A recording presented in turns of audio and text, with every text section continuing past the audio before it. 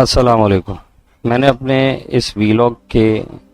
حصہ اول میں آپ کو یہ بتایا تھا کہ اسرائیل یعنی یہودی کس طرح دنیا پہ حکومت کرتے ہیں اور مسلم ممالک میں اپنا انفلوئنس کرتے ہیں، اور خاص طور سے پاکستان میں اپنے مفادات کو کیسے حاصل کرتے ہیں اور کن لوگوں کے ذریعے کرتے ہیں۔ دوسرے حصے میں نے آپ کو بتایا کہ پاکستان کے اندر موجودہ حالات میں نواز شریف کو کیوں لایا جا رہا تھا اور اس کی کیا وجہ تھی، اور عرب ممالک کس طرح چاہتے تھے کہ نواز شریف آ جائے اور پاکستان میں حکومت ہو، لیکن عوام خلاف تھی تو کیا ہوا۔ اور یہ میرا تیسرا اور آخری ویلاگ ہے جس میں آپ کو یہ بتاؤں گا کہ عمران خان کو مدد کس طرح حاصل ہو رہی ہے فلسطین اور اسرائیل کی جنگ سے۔ فلسطین نے جب اسرائیل پر بھرپور حملہ اور طوفانی حملہ کیا، یعنی جنگ شروعات کی، تو اس سے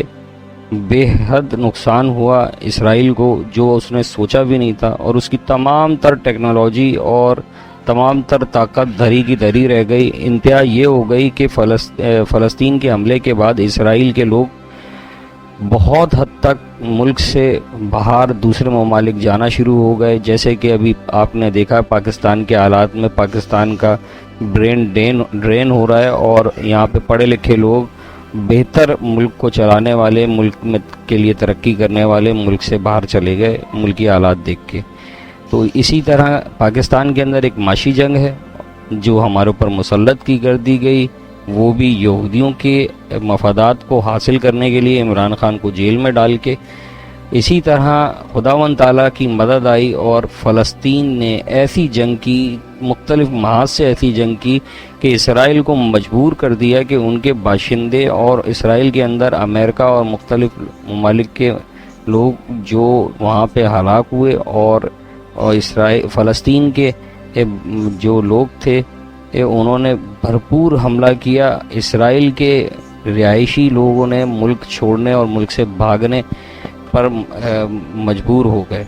کہ ہر طرح کے حربے استعمال کرنے کے بعد فاسفورس بم کا حملہ شروع کر دیا فلسطین کے اوپر، جو انتہائی دردناک ہے۔ ہمارے مسلمان بھائیوں کو خدا قائم رکھے فلسطین کے اندر، اور خدا ان کی غیبی مدد کرے کہ وہ اس جنگ کو جیت سکیں اور یہودیوں کے حملے کو پسپا کر سکیں اور یہودیوں کو ہتھیار ڈالنے پر مجبور کر سکیں۔ جب یہ تمام یورپی ممالک دیکھیں گے کہ اسرائیل بری طرح پھنس چکا ہے،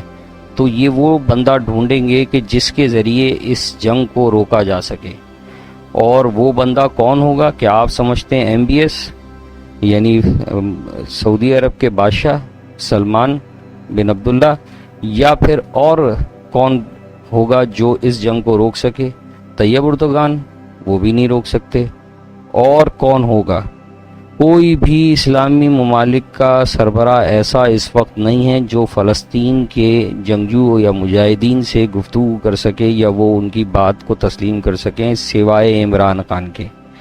آپ نے دیکھا ہوگا سوشل میڈیا پر کہ کچھ فلسطینی دیواروں پر عمران خان کی تصویر بنا رہے ہیں۔ آپ نے دیکھا ہوگا سوشل میڈیا پر کہ فلسطین کے بہت سارے صحافی روتے ہوئے عمران خان کو یاد کر رہے ہیں، کیونکہ عمران خان امت مسلمہ کا لیڈر بن چکا تھا، اور اسی وجہ سے عمران خان کو جیل میں ڈالا گیا یہودیوں کے کہنے کے اوپر۔ پاکستان میں موجود وہ لوگ جو یہودیوں کے مفادات کو پاکستان میں نافذ کرنے کی کوشش میں لگے رہتے ہیں۔ تقریباً ہمارے ملک میں بڑے بڑے عہدوں پر موجود وہ لوگ جو ملک کے فائدے کے ساتھ کچھ فائدہ بھی کرتے ہیں، اور ساتھ میں دیکھا جائے جس طرح کا اس وقت پوری دنیا میں ماحول چل رہا ہے، یہودی مفادات پہ کام ہوتا رہا ہے ہمارے ملک کے اندر، پاکستان کی خود مختاری پر کام نہیں ہوا۔ انتہا یہ ہو گئی کہ اگر ہندوستان ابھی پاکستان پر خدا نہ خواستہ حملہ کر دے تو ہم کیا کریں گے، کیونکہ ہم سب آپس میں ہی لڑ رہے ہیں۔ ہم اپنے تھمبنیل کی طرف آتے ہیں۔ ہم نے اپنے تھمبنیل میں یہ لکھا کہ عمران خان کو فلسطین اور اسرائیل کی جنگ سے کیا فائدہ ہوگا اور اللہ کی طرف سے کیا مدد آئے گی۔ تو جب فلسطین مجبور ہو جائے گا، اللہ کی مدد آئے گی، اور آپ یہ دیکھیں گے کہ اسرائیل مجبور ہو جائے گا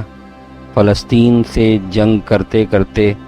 تو وہ کوئی نہ کوئی شخصیت ڈھونڈے گا اور یورپی یونین عمران خان کو باہر نکالے گی